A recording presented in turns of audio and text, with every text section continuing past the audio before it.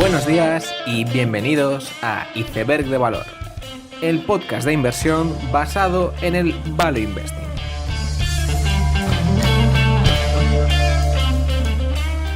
Bienvenidos los seguidores de Jesús Domínguez y Luis de Blas. Bienvenidos a Iceberg de Valor.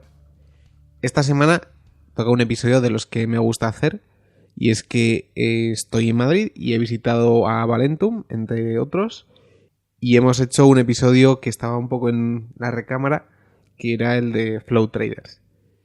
Es una empresa que se ha hecho muy conocida últimamente y que estaba presente en la cartera de Valentum prácticamente durante todo el 2017. Además, tengo la suerte de que Jesús y Luis son de la gente más cercana que uno se puede encontrar en esta comunidad inversora. Por lo que para mí ha sido un placer estar con ellos y grabar esta conversación. Hago una primera parte con Jesús sobre un poco el comienzo del fondo y Flow Traders, y la última parte la hacemos con Luis, un poco de ideas generales y filosofía del fondo. Y sin más espera, os dejo con la conversación con Valentum. Yo os sigo bastante a Valentum en general y me he visto todos los vídeos que hay de vosotros. Entonces no es fácil hacer nuevas preguntas ni que no se hayan hecho. Pero bueno, yo lo que quería saber es cómo os conocisteis, tú y Luis. Vale. Y cómo se genera la idea de crear Valentum. Pues mira, Luis y yo nos conocimos en el año 2005. Yo antes de eso estaba trabajando en PricewaterhouseCoopers en la parte de Corporate Finance. En una parte que hacíamos reestructuración de empresas, reestructuración de deudas sobre todo, mucho en Latinoamérica, y a mí siempre me había gustado mucho el mercado, entonces bueno, estaba intentando buscar algún trabajo más relacionado con la bolsa. Y me surgió una oportunidad en Iber Securities, que era el broker de Banco Sabadell, y bueno, estaban buscando una persona para análisis y me fui para allá. Entonces cuando llegué allí, pues ahí estaba Luis, que acababa de entrar también hacía 2 meses. Yo empecé cubriendo compañías de consumo. Bueno, luego cubres un poco de todo, ¿no?, en estos brokers. Y Luis estaba empezando a cubrir bancos y alguna small cap. Y bueno, allí nos conocimos. Después de eso, Luis se fue a Banesto al cabo de un par de años. Y luego hubo un hueco en Banesto y Luis me llamó y dijo, oye, se ha ido este de Banesto y tal, y me fui yo para Banesto. Luego nos fuimos a Santander porque nos fusionó Santander, y estando en Santander, nosotros desde siempre, un poco lo que queríamos era gestionar, más que analizar. Analizar lo sigues haciendo, lo haces todos los días, pero cuando tú analizas para otros y creas un informe y le vendes tus ideas a otros, pues a nosotros nos da la sensación de que te quedas un poco a medias. Tú haces tu análisis, dices, pero te quedas a medias, no gestionas. Y además siempre cubres las mismas compañías, ¿no? No es que sea monótono, pero bueno, acaba siendo un poco, y aunque vas cambiando un poco de cobertura, pero bueno, no es eso de salir ahí, buscar las compañías que te pueden gustar y comprarte solo aquellas que te gustan mucho. Tú al final tienes tus coberturas de 10, 15 compañías, las que sean, y bueno, tienes unas que te gustan más. Y puede haber más oportunidades o menos oportunidades. Y hay momentos que pueden ser un par de años, 3 años, en que tu sector está muy interesante y otros que no tanto. Entonces, nosotros queríamos gestionar y lo sabíamos. Gestionar en España no es fácil, bueno, ahora ha mejorado un poco, pero no era fácil. Y cuando conseguías un trabajo de gestión, pues eran unos fondos muy encorsetados, muy indexados, muy tal. Entonces, nosotros cuando montamos esto, realmente solo existía prácticamente Bestinver, que hacía la gestión como nosotros la entendemos que debe ser, y que es como nosotros veíamos a nuestros clientes ingleses, que es como nos gustaría hacer la gestión, unos tíos que buscan valores y se compran lo que les gusta. Y realmente solo hacía Bestinver. Había empezado, llevaba unos años también una SICAV que se llama Elcano, hablamos con ellos también antes de empezar, y había pocos más. Desde el momento en que nosotros empezamos, sí que es cierto pues que otros fondos salieron más o menos cerca, luego han salido otros, y bueno, luego se fueron los de Bestinver, salió Iván, que se fue de Santander Magallanes, se han creado muchos, ¿no? Pero en aquellos momentos pues no había muchos. Nosotros se nos juntó un momento en el que teníamos una experiencia ya de, pues en bolsa teníamos unos 9 años cada uno, más un poco más, teníamos contactos y a nivel personal pues nos la podíamos jugar. Porque ya teníamos nuestras familias, teníamos hijos, pero bueno, hijos pequeños que dices, o me la juego ahora, luego sé que no me la voy a querer jugar o a poder jugar. Entonces fue en el momento en el que decimos, lo hacemos ahora, lo hacemos ahora, lo hacemos ahora. ¿Y por qué con Luis o por qué Luis conmigo? Pues, hombre, yo creo que cuando trabajas vas conociendo a gente y vas conociendo gente con las que encajas más, encajas menos a nivel personal y sobre todo a nivel profesional. Cómo ves las cosas, cómo trabajas, ¿no?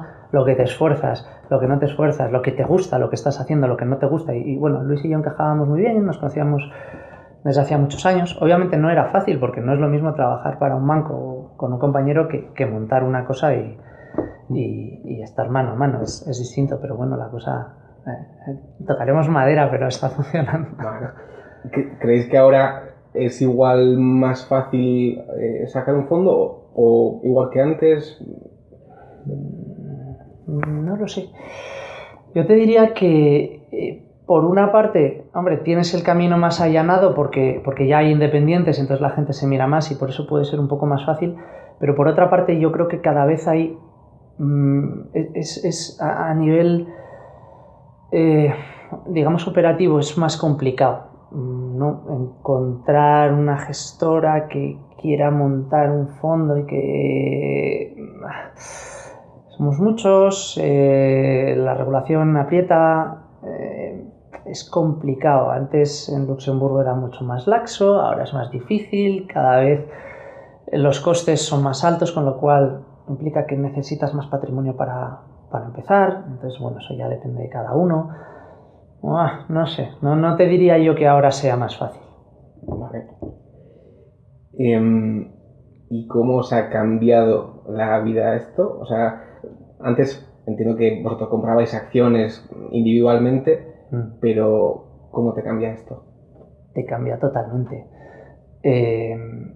Totalmente te cambia porque tú antes, dentro de cuando trabajamos en el banco, dentro que esto te gusta mucho y quieras que no, te vas a casa y sigues pensando y oye, ¿qué voy a hacer? ¿Qué puedo hacer? Siempre, no, en la ducha siempre piensas cosas, pero ahora es un no parar, ahora es 24 horas esto es tu hijo, esto es, hay que hacerlo crecer, sobre todo porque si esto no funciona, pues tus hijos no comen, entonces te cambia mucho, ¿no?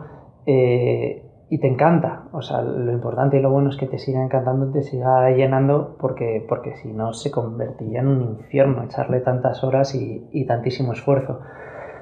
Pero bueno, básicamente tu trabajo es una parte muy grande de tu vida, tienes que llevarla y que un poco intentar mezclar y estar con tu familia también, porque es fundamental eso, pero obviamente sí, te cambia mucho. ¿Y vuestro círculo cercano y tal, cómo os ve a vosotros? Bueno, mira, nuestro círculo cercano nos ve como al principio que estábamos locos. ¿Dónde vais? ¿A dónde vais? Que tenéis 2 buenos trabajos, ¿dónde vais a hacer esto? Pero bueno, los más cercanos yo creo que confiaron en nosotros, vieron que la decisión estaba tomada y bueno, que no había vuelta atrás. ¿Y cómo nos ven? Bueno, pues nos siguen viendo igual, nos siguen viendo pues eso, muy locos del trabajo, muy locos de esto, que estamos siempre pensando en esto. Nuestras mujeres, ¿no? Venga, para ya un poquito de jugar con los niños. Sí. Pero bueno, y yo creo que nuestros amigos, pues también, porque al final yo creo que es un paso distinto, ¿no? Entre cuando tienes un trabajo a cuando tienes un trabajo que eres tú y que montas tú desde cero, ¿no? Uh-huh. Vale. Y vosotros, o sea, lleváis mucho tiempo invirtiendo. ¿Cómo ha sido tu evolución o cómo descubriste esto? Y no sé, ¿cuáles han sido tus pasos como inversor en valor? Bueno, pues yo creo que ha ido siendo todo ha ido teniendo distintas etapas. A mí la parte, antes de entrar en bolsa, la parte esta que te comento que está en la parte de price de reestructuración de empresas, me sirvió mucho porque ahí, sobre todo para entender lo que es la deuda y lo que puede llegar a causar la deuda, ¿no? Y lo que es un flujo de caja. ¿Y cómo funciona eso? Y eso es la madre del cordero para mí hoy, y lo aprendí ahí. Es decir, tú generas unos flujos de caja y ¿qué haces con eso? ¿O qué obligaciones tienes con eso? Primero es repagar tu deuda, luego ya son otras cosas. Y cuando la deuda es muy alta y los flujos de caja no llegan, tienes un problema. Entonces, eso para mí es básico. Al empezar en bolsa, pues, bueno, fue un poco un cambio porque pasas de ver cosas a ultra al detalle, a ver cada tramo de la deuda, cada parte de la financiación, ver el negocio, el flujo de caja al detalle. No puedes llegar a tanto detalle, primero porque no hay información, porque la información pública no llega tan al detalle como cuando entras en una transacción de ese tipo, pero da igual, porque sigues teniendo que mirar esas mismas variables.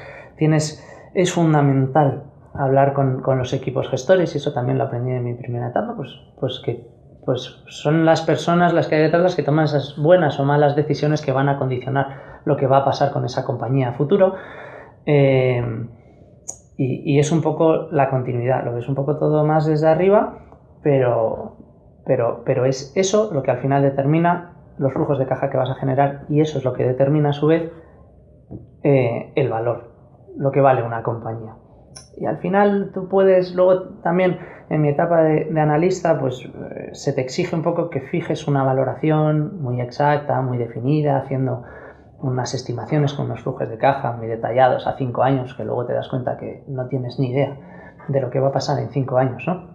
Y entonces esa siguiente etapa es un poco todavía más entender qué es lo que hay detrás de la compañía, el management de nuevo, y que poder confiar en que esos tíos van a hacer cosas buenas o malas y que van a determinar que esos flujos de caja, esas estimaciones que tú puedas tener a, yo qué sé, 5, 3, 2 años, me da igual, cuanto más cerca mejor, porque en cuanto te empiezas a ir, pero que vas a tener una tendencia, porque esa gente crees que toma unas decisiones hoy que van a resultar en cosas buenas mañana, esa gente no va a tomar unas decisiones locas que pueda comprometer a la compañía, y entonces buscar esos flujos de caja un poco más cerca en el tiempo, con un poco más de seguridad y sobre todo teniendo eso, un poco de certeza de que las personas que hay detrás pues van a intentar buscar eso, y que cada inversión que se haga va con un retorno, cada acción que se haga va con un retorno, con una finalidad, con mejorar el negocio, todo ese tipo de cosas.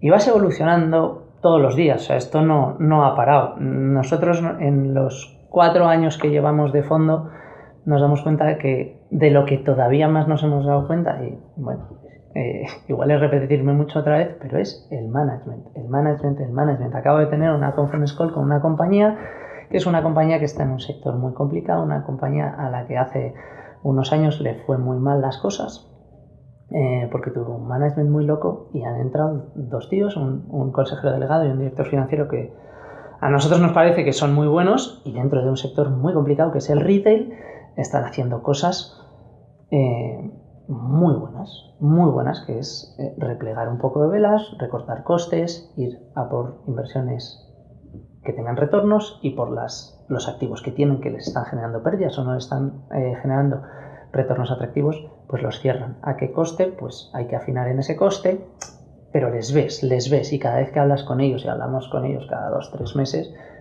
el discurso es el mismo, siempre similar, te dicen alguna cosa nueva que están haciendo y siempre va en la misma línea, ¿no? Y eso es lo que más estamos aprendiendo. Vale. Y en esta evolución del inversor, Luis y tú os complementáis, o hay veces que lo veis completamente diferente en una compañía. ¿Cómo es eso? Yo te diría que los pilares fundamentales son los mismos. Entonces, por eso también no hay discusión, generamos mucha discusión en el buen sentido de la palabra, pero mucha discusión, pero pocas veces hay visiones muy enfrentadas, porque los pilares son los mismos. Entonces al final es más de pues, las perspectivas de cómo lo vemos desde un ángulo un poquito distinto. O sea, yo creo que nos complementamos. Siempre uno mira más unas cosas o más otras, o cuando... Mira, yo creo que lo que solemos hacer es cuando al final una idea, pues a veces la vemos los dos juntos, a veces la ve uno, a veces la ve otro. Entonces, cuando uno ve una idea y monta la tesis y se la cuenta al otro, el otro siempre intenta desmontársela. No por nada, no porque no le guste esa idea, sino porque cuando uno está muy positivo, y esto yo creo que no es algo que hayamos hablado, es algo que nos sale automático. El otro intenta desmontarlo, pues porque hay que poner a prueba esas tesis de inversión que hacemos y hay que comprometerlas. Y lo peor que te puede pasar es la complacencia. Y pensar en una cosa, los dos pensar igual y ya está, y no ver nada más. Entonces, si los dos vemos las cosas iguales, también nos intentamos apoyar en más gente que lo pueda ver distinto, ¿no? Pero las discusiones que intentamos tener es esa, siempre cuando uno ve una cosa, pues, y esta otra cosa, que poner peros, ¿no? Hay que generar esa discusión porque igual hay cosas que no estamos viendo, entonces hay que intentar buscarlas. Una de vuestras ideas, y probablemente una de las mejores, es Flow Traders. Y bueno, me gustaría un poco que me explicaras qué hace la empresa, porque no es tan habitual, ¿no? Flow Traders es un creador de mercado de ETFs. Entonces, ¿qué es esto? Cuando tú compras una acción en el mercado, por ejemplo, yo quiero comprar Telefónica y tú la quieres vender, yo te la estoy comprando a ti. Y entre medias hay un broker que simplemente nos junta, sí, se lleva una comisión por juntarnos, pero yo te estoy comprando a ti las acciones. Cuando yo quiero comprar un ETF y tú lo quieres vender, yo no te lo compro a ti. Hay un tío en medio que no es un broker exactamente, que es un creador de mercado, que lo que hace es que los dos vamos a él, pero él lo que hace es, te compra el ETF a ti, se lo queda y me lo vende a mí. Y ese proceso normalmente es muy corto. ¿Cuál es la diferencia? La diferencia es que un creador de mercado asume riesgo, normalmente es por muy poquitos segundos. Si no hay un comprador y un vendedor, sino que solo hay un vendedor, él compra el ETF en cuestión y se cubre, y luego a final de mercado se lo devuelve al emisor de ese ETF. O si es al revés, si hay gente que quiere comprar porque está entrando más dinero en ETFs, él vende eso y al final de mercado le pide al emisor más acciones de ese ETF y entre medias en ese periodo se cubre. Entonces, ellos son creadores de mercado, pero ellos no emiten los ETFs. Los ETFs los emiten otras personas, los emite Vanguard, BlackRock y Shares. Son gente muy gorda, hay 4 o 5 realmente en el mundo a nivel mundial. Y bueno, esto es lo que hacen ellos. Entonces, ¿qué es lo importante? Lo importante es que como ellos asumen riesgo, aunque sea por poco tiempo, y cuando no es por milisegundos, se cubren, lo importante es que ese riesgo esté muy bien medido y la cobertura esté muy bien hecha. Y al final ellos tengan esa capacidad de operar continuamente todos los días sin tener pérdidas propias de su libro. Eso es lo más importante de la compañía. Y luego la segunda parte importante es que su balance sea sólido y que tú tengas caja para, uno, si algún día tienes algún palme, alguna pérdida, tener ese músculo de poder asumirla y no quebrar, no tener un problema. Y segundo, bueno, pues tener esa caja para poder asumir muchas operaciones y mucho volumen. Entonces, explicado, bueno, espero que de forma sencilla, eso es lo que hace Flow Traders. Vale. Y entiendo que cuando vosotros encontréis la compañía, pues veis esto, pero al ser tan especial, ¿qué hacéis para entenderlo bien, ¿no? O sea, visitáis a la compañía o ¿qué hacéis? Nosotros, esta compañía la vimos en un informe de un analista. Nos llamó la atención por dos cosas. La primera de todas es que la foto inicial nos salía que tenía mucha caja y que generaba bastante flujo de caja. Con lo cual, si tú cogías la capitalización y le hacías el EV, al tener tanta caja, el EV era mucho mejor y el flujo de caja sobre ese EV era bastante alto. Y luego no sabíamos mucho de qué era esta compañía ni qué hacía, era la primera vez que la veíamos. Nosotros conocemos muy bien bolsas y mercados, conocemos bien el negocio del brokeraje porque hemos estado ahí también. Entonces, bueno, a priori dices, oye, es parecido a un BME, a un broker. Suelen ser negocios que, bien llevados, son buenos negocios. Dijimos, pero bueno, ETFs, tal, creador de mercado, ¿qué es esto? Bueno, lo primero que hicimos fue leer ese informe que no estaba mal porque te explicaba bastante cómo hacía la operativa y cómo funcionaba Flow Traders. Pero lo siguiente realmente, antes de nada, fue meternos en el informe anual y ver cómo lo explicaban ellos, ver qué hacían. Y aquí era, antes de llegar a los números, o sea, ver lo que cuenta el informe anual. Y estos tíos, la verdad es que el informe anual está muy bien explicado. Explican mucho del negocio, explican sobre todo mucho de los riesgos, te explican mucho sobre la capitalización, o sea, sobre cómo está capitalizada la compañía y por qué tienen los Prime Brokers Accounts y por qué quieren tener esa caja. Lo explica muy bien. Entonces, ese fue realmente los primeros pasos. Siguiente paso, nos hacemos nuestros números.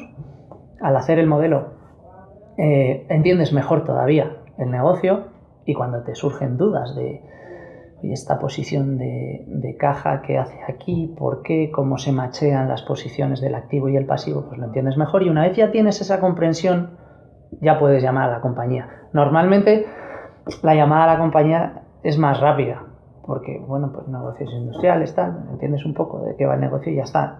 Como es un negocio más específico, sí que lleva un poquito más de estudio. La primera llamada con la compañía fue una llamada también muy de vamos a entender bien el negocio, quiero que me expliques bien el negocio y qué es lo que está pasando. Y así empezamos a conocerla.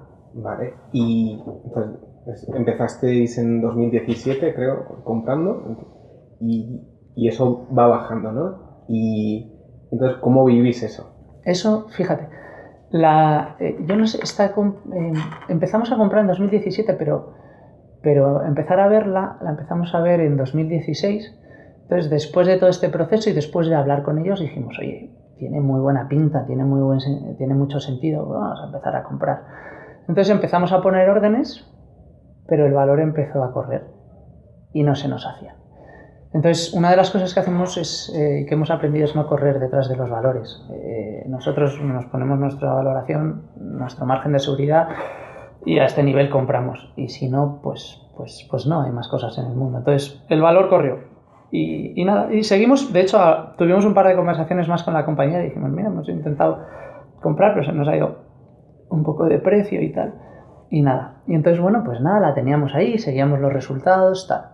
Y el valor empezó a caer. Te estoy hablando de que cuando la vimos y pues empezamos a poner las órdenes, igual estaba a niveles de 20, creo recordar que eran como 26 euros. El valor empezó a correr y se fue hasta niveles de 32, creo recordar, y después empezó a caer. Empezó a caer pues un poco pues porque los volúmenes empezaron a bajar y tal. Entonces, bueno, cuando volvió a los niveles iniciales nuestros de 26, empezamos a comprar.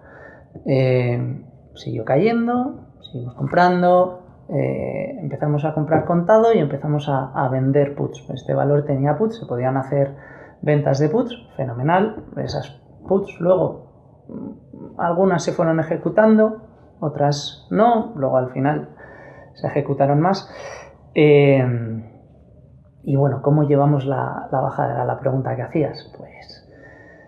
Pues con calma, porque nosotros veíamos una cosa muy importante en este valor, y era que hay dos cosas fundamentales, bueno, hay tres, ¿no? Pero hay dos cosas muy importantes en la parte de ingresos, que es, uno, es lo que ves a corto plazo, que es el volumen que hay en el mercado, que el volumen, las transacciones es lo que a ti te genera ingresos, pero hay otra parte que nosotros es lo que vemos, que es lo sólido y a largo plazo y lo que verifica la tesis de inversión a largo plazo de esta compañía, que es los activos bajo gestión en ETFs.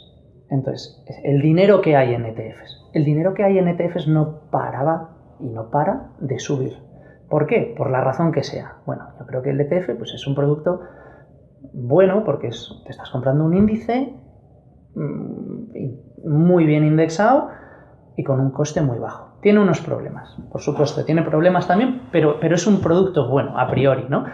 Y nosotros en un mundo en el que, encima, nosotros trabajamos en esto, conocemos bien de lo que estamos hablando, en un mundo en el que hay infinidad de fondos y que, bueno, pues que hay muchos que realmente tampoco se despegan tanto del índice y te están cobrando unas comisiones altas, pues dices, pues prefiero comprarme un ETF y luego, con otra parte, pues picar o en acciones directas o en fondos más especiales que me gusten. Entonces dices, tiene sentido. Entonces, eso es lo que nos tranquilizaba. Nosotros, como te decía, hemos seguido mucho BME, hemos trabajado en brokers, sabemos lo que es el volumen de mercado, sabemos que sube y baja. Y en esto, igual que te digo muchas veces que materias primas no nos gusta porque no sabemos si la materia prima va a subir o bajar, en esto teníamos una certeza total y absoluta de que el volumen subiría. ¿Cuándo? Ni idea. Y sabíamos que el volumen podía ser bajo tiempo, pero si el volumen seguía bajo, y la otra cosa buena que tiene Flow Traders es que tiene una cuenta de pérdidas y ganancias muy bien amarrada, en el sentido de que los costes fijos son bastante bajos y que tiene una porción de costes variables altos, que es sobre todo en la parte de sueldos y salarios. Esto es tecnología y gente. Entonces la gente tiene sueldos bajos y luego tiene unos bonus muy altos cuando la cosa va bien. Bonus que, por cierto, se pagan a 3 años. Entonces dices, cuando las cosas van mal, pues se va a contener ese gasto. Entonces, Flow Traders es muy complicado que pierda dinero. Con lo cual es muy complicado que quiebre, sobre todo con las posiciones de caja que tienes. Con lo cual dices, bueno, el volumen es flojo, la cosa va regular, pero no me preocupa que esta compañía quiebre. No me preocupa. Entonces sé que es cuestión de ir comprando, ir creando la posición poquito a poco y llegará. Y cuando llegue, encima piensas, ¿no? Piensas que el volumen, cuando más sube es cuando hay volatilidad y cuando baja el mercado. Ahí es cuando explota el volumen. Eso pasa siempre. Entonces, bueno, la lógica y la teoría te decía que esto debería funcionar un poco como cobertura ante caídas del mercado, porque es cuando la compañía va a ganar más dinero cuando el mercado caiga. Ahora, que la realidad supere la lógica pasa pocas veces, ha pasado esta vez, y cuando ha caído el mercado han ganado muchísimo dinero, lo han dicho, han comunicado excepcionalmente bien, que no siempre ocurre. Y bueno, y el valor ha volado también porque estaba en un momento en el que estaba hundido. Si esto nos llega a pillar a 25 euros, pues la subida, pero claro, estando a 20 o por debajo de 20, pues bueno, ha funcionado fenomenal. Y esto de que la volatilidad iba a subir por reversión a la media, porque había subido mucho y bueno, tenía que bajar, o... Sí, porque somos humanos.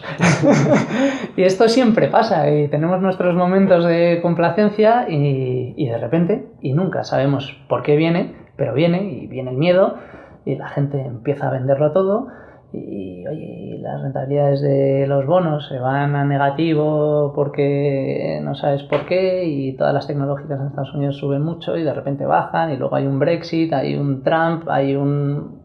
principios de 2018 fenomenales y al mes siguiente hay un guantazo. Entonces, no sabes por qué, pero el mercado es así. El mercado no funciona con volatilidades bajas, funciona a veces con volatilidades bajas y a veces con volatilidades altas. Y el mercado no siempre sube y estas cosas pues vienen y van. No sé si la respuesta es reversión a la media o lo que sea, pero la volatilidad ocurre.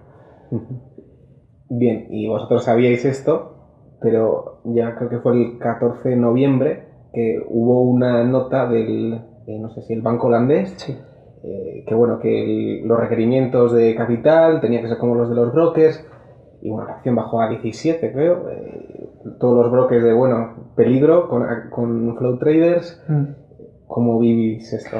Mira, eso fue una nota que... una de las cosas, esto es muy gracioso porque el mercado suele funcionar a veces de formas raras. Una de las cosas que se le criticaba a Flow Traders antes de que ocurriese todo esto es que tenía demasiada caja y demasiada capitalización y que, oye, ¿por qué no pagáis un dividendo y mejoramos los retornos sobre el capital y tal? Mira, cuando estás en un negocio de estos, que la cosa funcione, que tienes una tecnología muy buena, pero que hay un riesgo de que palmes dinero, tú tienes que tener un balance súper fuerte. Y para nosotros eso es lo primordial, que no haya una quiebra, ¿no? Entonces nosotros, bueno, eso a nosotros nos daba igual, de hecho estábamos tranquilos con la posición. Entonces, como dices, en noviembre, de repente, la EBA, que es la European Banking Authority, llama al Banco Nacional de Holanda y le dice, oye, no hay regulación sobre los market makers y hay que aplicarles una regulación. Y le dice más o menos esto, o sea, sin más detalle. Ni siquiera le dice hay que aplicarles la regulación que se le aplica a las sociedades de valores. No, le dice estos tíos no están regulados y hay que tener una regulación. Entonces el Banco Nacional de Holanda coge y dice esto. Y claro, entonces dices, vale, pero ¿esto qué es? O sea, ¿qué regulación, qué normativa de capital? Tal. Entonces nosotros llamamos a Flow y nos dice, mira, dice, no sé, el Banco Nacional de Holanda nos ha dicho esto. Nosotros, esta noche hay una reunión para ver si nos especifican algo más, porque lo que han dicho es esto, y no sabemos nada más. Y nos dice, mira, nosotros nos hemos siempre asumido que obviamente este negocio debería tener unos requerimientos de capital específicos y nos hemos ajustado a lo de las sociedades de valores y con un poco de holgura. Y dice, con lo cual, no sé, sinceramente, nosotros pensamos que estamos bien, que el dividendo no corre peligro y que no necesitamos más capital. Entonces, bueno, lo que te dicen tiene sentido, ¿no? Más que nada, sobre todo cuando, como te decía antes, te has leído la memoria muchas veces y ves que siempre van a riesgos, te hablan mucho, en muchas páginas te hablan de la capitalización de la compañía, que están bien capitalizados, que esto, que lo otro. Entonces, bueno, pues dices, todo tiene sentido. Entonces, nada, esa noche tienen una reunión con el Banco Nacional de Holanda y al día siguiente les llamamos otra vez y nos dicen el Banco Nacional de Holanda no tiene ni idea. Te dicen eso. Y dices, bueno, pues te das cuenta que la regulación es un punto complicado en España, en Venezuela, en Alemania, en Holanda, en todos lados. Entonces, bueno, pues estamos con esa situación. Le pegamos un repaso otra vez a la situación, al balance. Decimos, ¿qué nos puede pasar? Que nos corten el dividendo, a nosotros nos da un poco igual. Que haya una ampliación de capital, sinceramente, no creemos que necesiten más capital. En un entorno encima en que los volúmenes, bueno, están siendo bajos. Y bueno, pues nada, a esperar y con el convencimiento de que realmente no hay un riesgo de balance, pues aprovechamos, seguimos comprando y seguimos vendiendo alguna put. A esos niveles nos parecían una locura, pero bueno, siempre haciéndolo todo poquito a poco. Esta posición se ha construido muy bien porque se ha ido construyendo poco a poco y el valor nos lo ha permitido. Vale, y ahora todo el mundo compra esto de alguna forma. O sea, que ahora todo el mundo ve las bondades de Flow Traders y es genial, pero cuando estaba a 18, alguien, o sea, se lo contabais a la gente y se lo creían o no. Pues mira, yo a algún inversor cuando vamos a verles y les contamos la cartera, era una idea que a la gente le gustaba y le alucinaba y tal. Bueno, sí que es cierto que algunas otras personas no lo veían claro. Decían, tal, eso es mucho riesgo. Bueno, yo entiendo que igual hay gente que si no te lo estudias bien, pues puede parecerte un negocio con riesgo. Nosotros, ya te digo, o sea, estábamos muy tranquilos en el sentido de que veíamos que el negocio estaba bien y que la compañía estaba bien. Y un poco lo que, si quieres, tampoco nos intranquilizaba, pero bueno, lo que ves es que, claro, que los volúmenes no mejoran y que los ingresos son flojos y que el beneficio por acción es flojo y bueno, y que estás ahí a la espera. Eso quizá esa era la máxima preocupación, pero con mucha paciencia y no era una compañía que nos preocupase tener en la cartera. Al contrario, decíamos, pues es que hay que ir comprando más, si es que nos está dando una oportunidad bestial, si es que cuando explote esto va a ser una barbaridad, el potencial que tiene es una barbaridad porque los assets under management siguen creciendo, es porque están invirtiendo en assets, están invirtiendo en crecer en Estados Unidos. Es que la subida va a ser espectacular, van a ganar muchísimo dinero. Entonces, bueno, pues con la calma, tranquilamente. Y claro, vosotros en estos momentos visitasteis a la compañía, estuvisteis Sí. con la directiva. En este momento, la directiva ve su acción barata de alguna forma y os lo dice así o no lo ven claro o sea, ellos están convencidos cuando hablamos. Sí. No, mira, nosotros a ellos les fuimos a ver a Holanda y luego ellos vinieron a Madrid 2 veces y les hemos visto en un seminario también por ahí. Y ellos siempre se han mostrado muy tranquilos, pero muy tranquilos.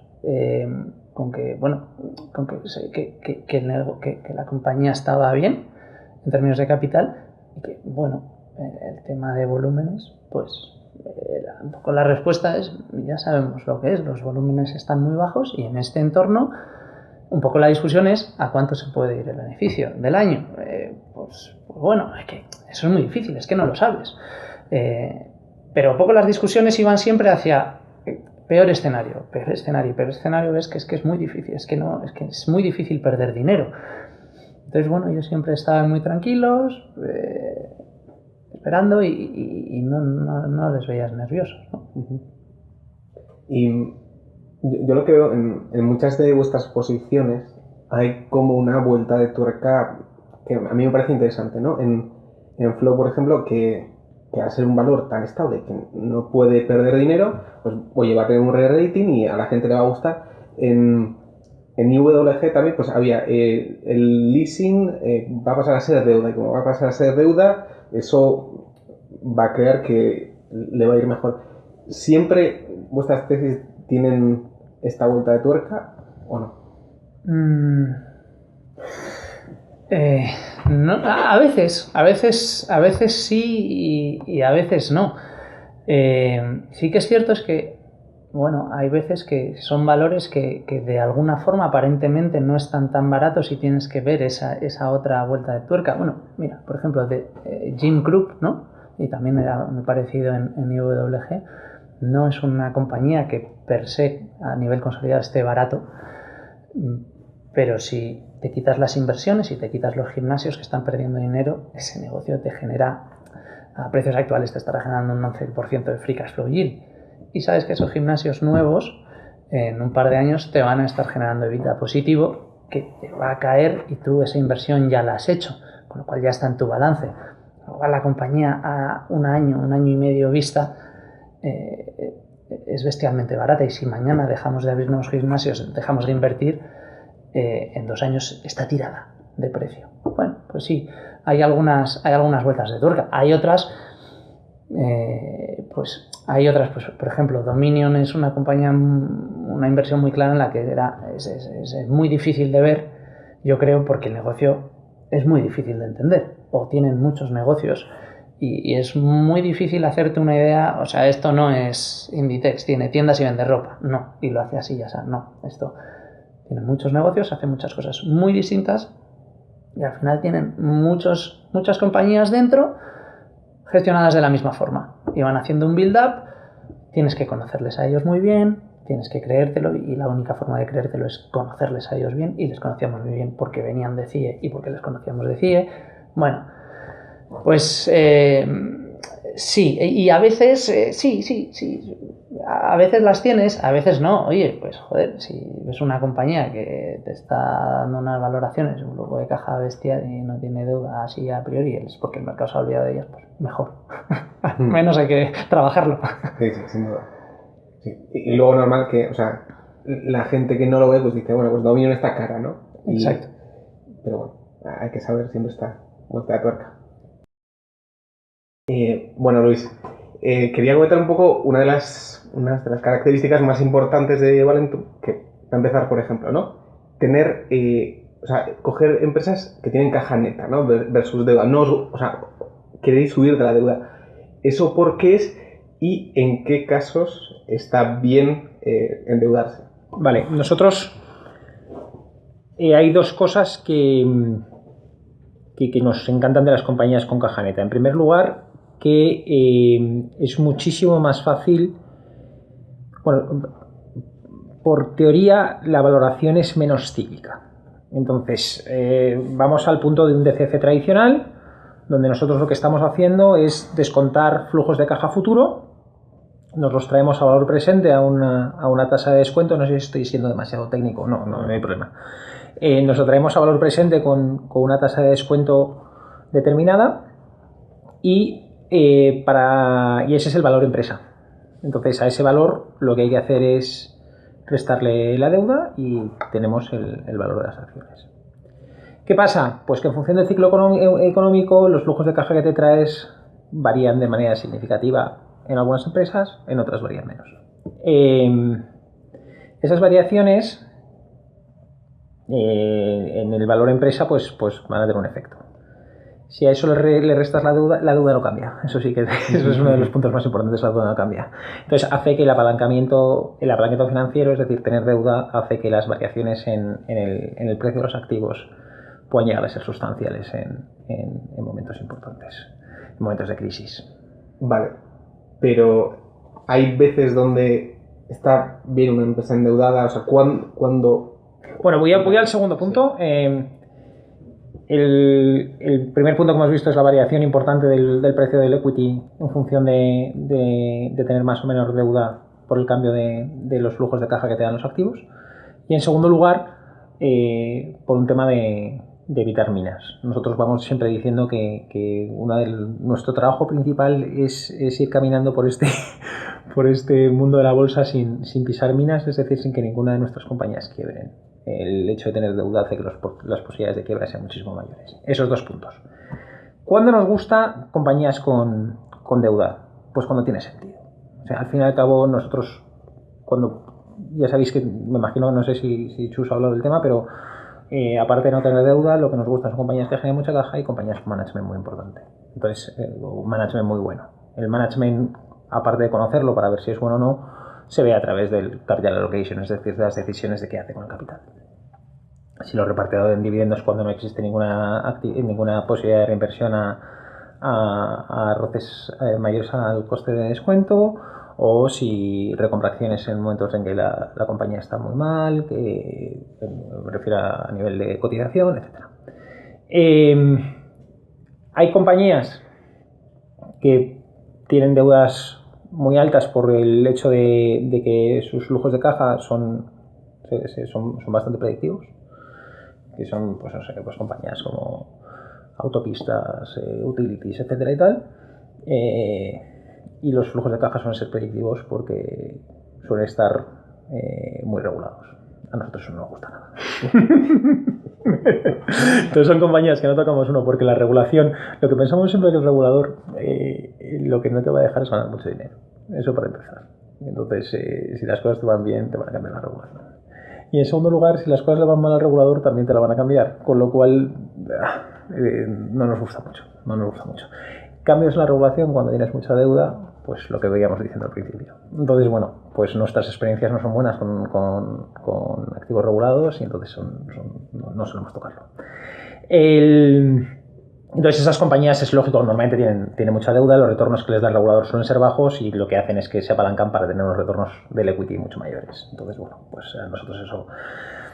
Compañías que necesiten de deuda para tener unos retornos altos, no nos suele gustar. Pero sí que hay casos donde, oye, pues hay unas oportunidades tremendas. Por ejemplo, nos encantan los procesos de build-up. Entonces, procesos donde compañías, pues a través de plataforma común, pues son capaces de comprarse otras compañías que les añaden o bien nuevos productos donde pueden hacer ventas cruzadas con sus clientes antiguos, o bien nuevos países, o bien nuevos clientes, etcétera. Eso es básicamente lo que nosotros pensamos que hace Dominion. Entonces, bueno, pues ahí sí que nos gusta mucho esos procesos de build-up. Dominion no necesita deuda porque tiene un working capital muy negativo que les financian esas adquisiciones, pero hay compañías que no tienen ese working capital negativo y necesitan deuda para hacerlo. Entonces, bueno, pues nos gustan. Siempre que no pasen ciertos límites de deuda que puedan poner en peligro el negocio. Es decir, que el riesgo-beneficio sea alto. Entonces, si el perfil de riesgo de la compañía sube mucho, no nos gusta mucho. Vale. Pero bueno, nos parece. Es más, hay muchas veces que no nos importa que se haga con ampliaciones de capital, con tal de bajar un poco el riesgo de las adquisiciones. Vale. Y vosotros, cuando analizáis una compañía y hacéis la valoración, se os conoce bastante por vender puts, ¿no? Uh-huh. Entonces, ¿cuándo compráis y cuándo vendéis puts? Bueno, nosotros... Vamos a ver, luego cada maestría tiene su librillo y fijaos lo que hacemos nosotros. Para nosotros compramos acciones cuando vemos que... O sea, el único problema a nuestro parecer que tiene la venta de puts es que se te dispare el precio de la cotización durante el periodo hasta el vencimiento de la put. Entonces hay un riesgo de que te compres unas puts. Nos ha pasado, por ejemplo, teníamos unas puts de Shire, una farmacéutica. Pues hay rumores de OPA y se nos ha disparado el valor. Entonces nos hemos quedado con cara de tontos y qué pena no haber tenido el contado. Que teníamos un poco de contado también, pero la mayoría lo teníamos vendido a través de puts. Ahí lo que sí que hacemos es que la venta de puts nos da un margen de seguridad adicional. En el caso de Shire hay muchísimas palancas, tiene 4 o 5 negocios diferentes que pueden ir algunas bien, algunas mal y nos da un margen de seguridad adicional para entrar en la compañía. Con lo cual, si vemos que hay un riesgo de que la compañía tire desde el primer momento, lo que hacemos es comprar contado. Si vemos que hay algún catalizador en el corto plazo y tal, compramos contado. Si no, vendemos puts.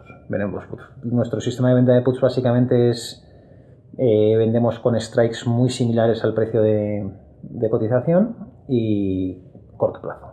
Mes, 2 meses. Nos gusta saber si realmente tenemos o no tenemos las acciones. Entonces, bueno, es una cosa que le pegamos bastante.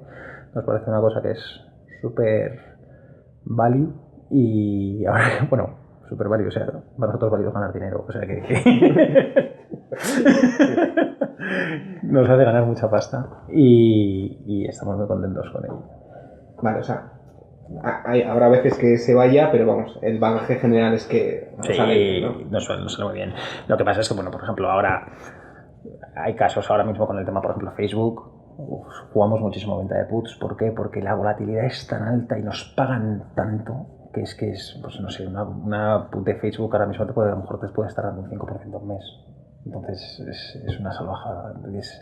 Ese tipo de compañías, pues bueno, pues es raro que una compañía haga más de un 5% durante un mes, con lo cual pues vendemos la put y estamos más felices que unas Pascuas, sobre todo si se hacen, como lo vamos a hacer muy por debajo del precio de cotización, pues son cosas que vemos muy claras. Y otra característica también es que tenéis bastante liquidez en el fondo. Ahí está un poco el contraste entre coste de oportunidad versus liquidez, ¿no? O sea, si yo pienso que lo que tengo en cartera vale más, pues ¿por qué no voy a por todas? ¿Cómo veis esto? Pues lo que nos da es flexibilidad. Entonces nosotros esa flexibilidad somos absolutamente conscientes del punto de coste de oportunidad. También es cierto que lo que nos está pasando llevamos viviendo en un entorno entre 75 y 80% de liquidez durante posiblemente el último año. Y viene fomentado también por la entrada de dinero. O sea, es que básicamente que nos está entrando dinero y tardamos en invertirlo, en encontrar ideas nuevas, etcétera, etcétera. Muchas de las ideas que teníamos cuando el fondo tenía 30 millones de euros no aguantan el mismo porcentaje de peso en el fondo que cuando el fondo tiene 90. Entonces, bueno, pues hace falta nuevas ideas y en eso trabajamos. No nos importa nada esperar y hasta que no tenemos una cosa muy clara y con un margen de seguridad suficientemente alto, no atacamos. Dicho esto, tampoco es una cosa que nos ha incomodado muchísimo. De hecho, estábamos bastante cómodos. Veíamos que ciertas valoraciones de algunas cosas pues las hemos un poquito ya ajustadas y estábamos esperando con mucha tranquilidad. Pero sí, somos conscientes de que estar full time invertido, pues o no estar full time invertido, pues tiene un coste de oportunidad del que somos completamente conscientes, pero que no nos importa tenerlo por el hecho de ser flexibles entre caídas del mercado, poder actuar de manera rápida. Y es que cuando se hace mucho dinero es cuando realmente hay caídas de mercado fuertes que te permiten entrar a niveles y a márgenes de seguridad mucho más altos. Entonces no nos importa mucho, la verdad. No, estamos bastante cómodos. Vale. Otra característica también es que visitáis bastante a las compañías, ¿vale? Y a mí personalmente me gustan mucho los chascarrillos, estas historias. ¿Y hay anécdotas o qué os soléis encontrar en las compañías? De todo. estamos siendo súper activos en visitas de compañías, no damos abasto. Ahora con la entrada de Jan, ahora que somos 3, pues mira, el martes estuvimos, la semana antes de Semana Santa en París los dos, esta semana, la semana de Semana Santa, martes y miércoles, estuvimos en Milán, uno viendo compañías holandesas y nosotros viendo compañías italianas. Hemos visto un montón de compañías. Cosas que nos pasan, pues nos pasan cosas desde, por ejemplo, pues una compañía italiana el miércoles santo me estuvo contando las bondades de una adquisición que acaba de hacer el martes y el director estratégico era incapaz de explicármela. O sea, desde puntos de ese estilo, bueno, es que de primeras a nosotros Visitor Management nos parece brutal. O sea, es importantísimo hablar con la compañía y saber de qué está hablando, porque el capital allocation o las decisiones de inversión lo ves rapidísimo si el tío es bueno o no es bueno, si sabe de lo que está hablando o no de lo que está hablando. Otra cosa es que te mienta o no te mienta, que eso te pasa siempre y siempre habrá gente que te mienta o no te mienta, pero con la forma de hablar que tiene la gente ya sabes si el tío está tomando decisiones con una mentalidad financiera o no la está tomando con mentalidad financiera, o si vive el negocio o no lo vive, eso lo ves. Y esos son puntos cualitativos que le damos muchísima importancia. Y luego, bueno, en España hemos visitado casi todas las industriales, en Portugal igual. Nos gusta ver plantas, tocar, el hecho de que las cosas existan. Por eso nos pasó en Publity, por ejemplo, que tuvimos que ir a verles, porque nos cogimos un avión y nos fuimos a Alemania del Este, no me acuerdo exactamente, a Leipzig, a verles porque bueno, esto existe, tal, y hay un momento dado en el que necesitas un double check. Vale. ¿Y cuál es? ¿Hay una directiva que digas, esta es la mejor directiva que hemos visto? ¿O ya tenéis? En España nosotros somos muy fans del equipo de la escuela CIE. Pues tanto lo que era CIE como lo que fue Ignacio Martín, Nacho Artaz en Gamesa, como lo que es la escuela Dominion, etcétera y tal. Pues gente que suelen ser estructuras descentralizadas donde cada división tiene su propio P&L y su propio estado de flujos de caja. Nos gustan mucho las cosas, como las dicen y bueno, pues ya veis cómo la exposición que tenemos en el fondo a este tipo de cosas. Y luego pues eso es lo que vemos en España. Fuera de España, pues sí, es que ves el equipo directivo de Constellation, este tipo de cosas, pues sí, es obvio, es a balón parado. O sea. Luego nos gusta mucho, no, vas leyendo y te van gustando las cosas, o sea, ves cómo en Estados Unidos muchísimos inversores se han aprovechado del float que generan sus compañías, pues buscando compañías aseguradoras para poder invertir todo ese dinero que tienen de manera gratuita, por así decirlo, o ves los movimientos de Buffett, de Enron, de Merkel, de todo este tipo de gente y lo vas viendo. No, pero bueno, sí, o sea... Peor management no tenéis, mejor no, y sobre todo no podemos decir. Vale. Sí tenemos. O sea, nos hemos encontrado con de todo, pero no lo decimos. Vale. Y ahora mismo, ¿dónde veis vosotros oportunidades así en el mercado? Bueno, hay cosas súper contrarias que están cotizando a precios absolutamente de risa. Todo el mundo retail venía pues en Italia estaba viendo una compañía que es un media market italiano que se llama Unieuro, que está regalada. En todo ese mundo retail pues está regalado. A nosotros lo que pasa es que sí que hay una cosa que nos gusta, y es que no sabemos invertir en compañías que no crecen. Entonces eso sí que, y esto es una cosa que creo que decía Álvaro Guzmán en el tema, lo contaba a la hora de ponerse cortos. O sea, ponerse cortos es muy difícil, tienes que estar muy claro porque el tiempo corre en tu contra. Bueno, corre en tu contra a no ser que la compañía no crezca. Por eso, como nosotros siempre estamos en el lado largo, lo que nos gusta es que las compañías crezcan, porque así el tiempo va a tu favor. Entonces, ahí es el caso Facebook, que es el caso más claro. Una compañía que está creciendo al 35% cada día que pasa y encima está viendo la valoración, está cotizando mucho más barata sin un impacto fuerte en resultados. Entonces, nos gusta mucho estar en compañías que crecen. Por eso todo este tema de diferencias entre value growth, nosotros sí que tenemos un punto growth. Nos gusta que las compañías vayan creciendo y de manera que el tiempo vaya a nuestro favor. Vale. Y por otro lado, ahora yo creo, por lo que sea, hay un ecosistema de inversión de gente que, no sé, antes no sé si esta cultura existía o no. ¿Veis que hay cambio en la gente y lo veis como positivo? Lo vemos súper positivo. O sea, una de las razones nosotros cuando montamos el fondo hace 4 años, la razón principal es que pensábamos que el negocio de la gestión de activos no es un negocio bancario. Entonces, pensábamos que no tenía sentido que la cuota de mercado en aquella época, hace 4 años y medio o así, cuando nosotros estábamos pensando, estaba sobre Steambear. Entonces, que el 95% o el 97% de la cuota de mercado estuviera solamente estuviera en manos de los bancos no tenía mucho sentido. De hecho, por regulación en Estados Unidos y en Reino Unido no permiten este negocio que esté en manos de los bancos. Entonces había una oportunidad gigante ahí y nosotros lo vimos así. Lo que pasa es que los riesgos que tiene el negocio son altísimos. Entonces, para empezar, las barreras de entrada son altas para conseguir pasta, que es importante, para levantar dinero. Nosotros teníamos un poquito menores porque habíamos trabajado en la industria durante toda nuestra vida. Entonces, bueno, pues conocíamos a mucha gente, pero bueno, así salimos con 3 millones de euros o 2 millones y medio. O sea, que el tema era así. Y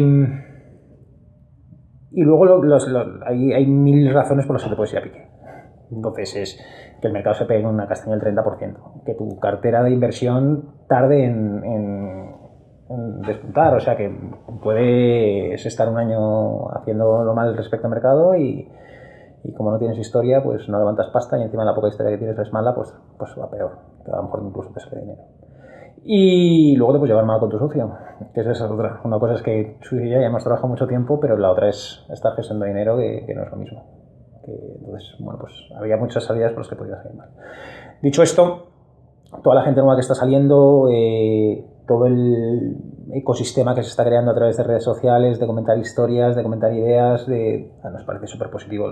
Podcasts como el tuyo, es chulísimo, es chulísimo, chulísimo. La verdad es que yo creo que era necesario.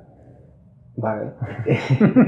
¿Y tú darías algún consejo, o sea, después de tantos años, después de tener el fondo, de inversión en general?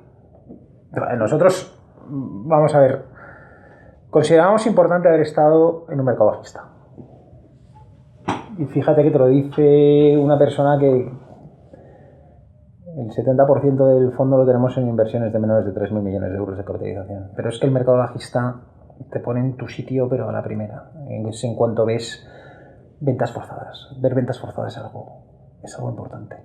Cuando ves ventas forzadas en el mercado, sabes que esto está barato, pero que va a seguir cayendo, y va a seguir cayendo, y va a seguir cayendo. Son situaciones durísimas. Y eso creo que es importante vivirlo. Y luego consejos: leer, visitar compañías, leer a los grandes. Consejos de inversión, yo creo que bueno, pues lo que tienes más cerca es lo que es más fácil para invertir. Para nosotros la cercanía sí que es importantísima. Lo hacemos muchísimo mejor en España que en Europa, y mejor en Europa que en Estados Unidos. Y por eso viajamos tanto, para estar cerca, por eso vemos tanto a las compañías, para ver qué piensan. Nos parece importantísimo. Entonces la cercanía te hace tener una ventaja respecto al resto de la comunidad inversora, tanto por noticias que te puedes enterar, etcétera y tal. Por desgracia, sí que tenemos todos los que estamos aquí en España, pues tenemos un punto negativo, y ese punto negativo es que hay muy pocas compañías en España.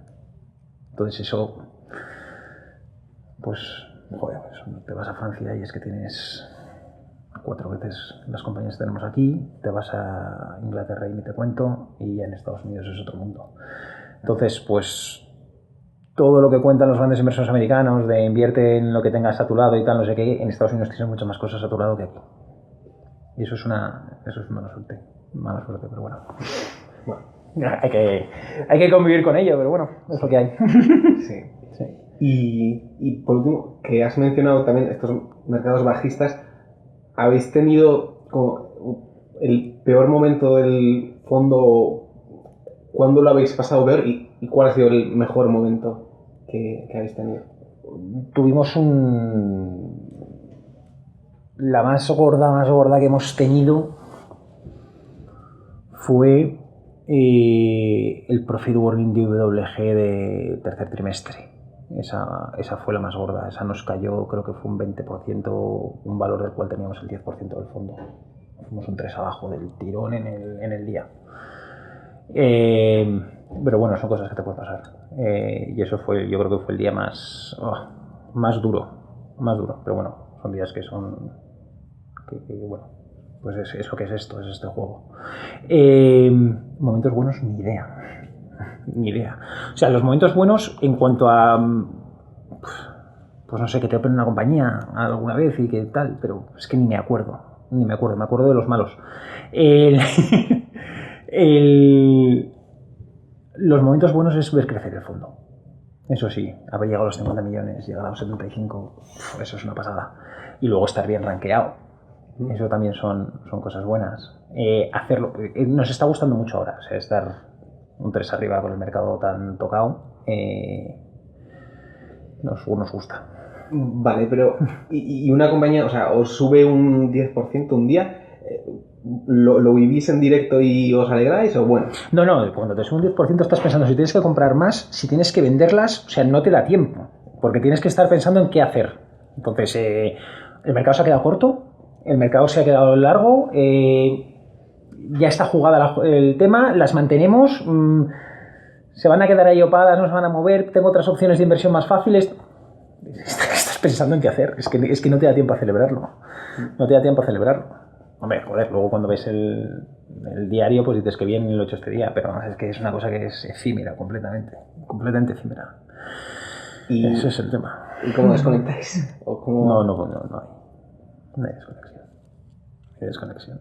Ahora acabamos de pasar el mejor tiempo para un gestor, que es Semana Santa, porque tienes viernes y lunes de fiesta. Bueno, y lunes no entero, porque el lunes por la tarde ya hay bolsa americana.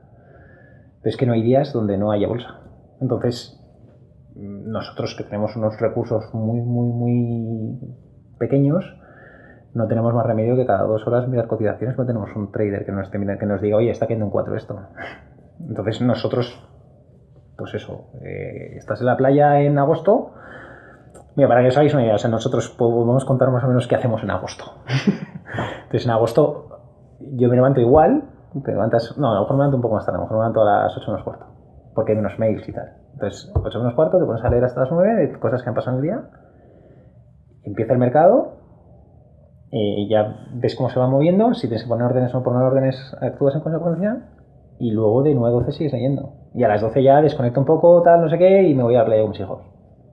Pero en la playa a las 2:30 estoy en el chiringo tomándome una caña y de repente miro a ver cómo va, por si hay algo raro. Entonces no hay desconexión, es que no hay si tienes skin in the game, si esto te importa, joder. Entiendo que esto es lo bonito de esto también. Sí, sarna con gusto no pica, o sea, yo vengo todas las mañanas, vamos, con una sonrisa de oreja a oreja. Es que es lo que te mola. Pero como te gusta a ti, es que si no sacarías tiempo para sacar el podcast. Claro, es que está claro. Está claro. O sea, si cuando somos muy afortunados porque nuestro hobby es nuestro trabajo. Entonces, pues sí. El único problema que tiene esto es el que después ya de 4 años y tal llevando esto es ser capaz de decir cuándo paras. Pero tienes una vida familiar. Entonces chico, a las 7:30 se me cae el boli sí o sí porque quiero ver a mis hijos antes de que se acuesten. Entonces ese es el punto. Ese es el punto. De coger a las 9 y a lo mejor pues ponerte a ver un capítulo de una serie con tu mujer porque es los 3/4 de hora que tienes con ella. Porque luego te vas a la cama a leer. Sí. Y le estás comentando, joder, mira, me ha caído esta. Oye, tú utilizas bolsas de Michael Kors. Tú no sé qué, pero es que es una cosa que es tremendo. Bueno. Es tremendo. Pero vamos, que es felices. Felices. Bueno. Pues sí. Pues gracias, Luis. Con esto terminamos la entrevista y... muchísimas gracias y enhorabuena por el podcast. Y así termina el episodio de hoy. Espero que os haya gustado. Yo creo que hay bastantes lecciones que sacar y bueno, además de ello, conocer un poco más de cerca cómo es el día a día de un gestor de fondos, cómo lo viven, cómo es su trabajo. Creo que ayuda mucho. Y creo que son este tipo de conversaciones, unidos a los vídeos de casos de inversión que gestores como los de Valentum publican, los que son las mejores herramientas para una persona que está comenzando en el mundo de la inversión y puede tomar experiencias, ver qué utilizan los gestores para analizar, tanto por factores cuantitativos como cualitativos. Y espero que esta conversación pues, haya sumado un pequeño granito de arena en eso. Si os ha gustado, dadle a like en YouTube, dadle a like en iVoox. Nos vemos la siguiente semana y ya sabéis, seguid aprendiendo.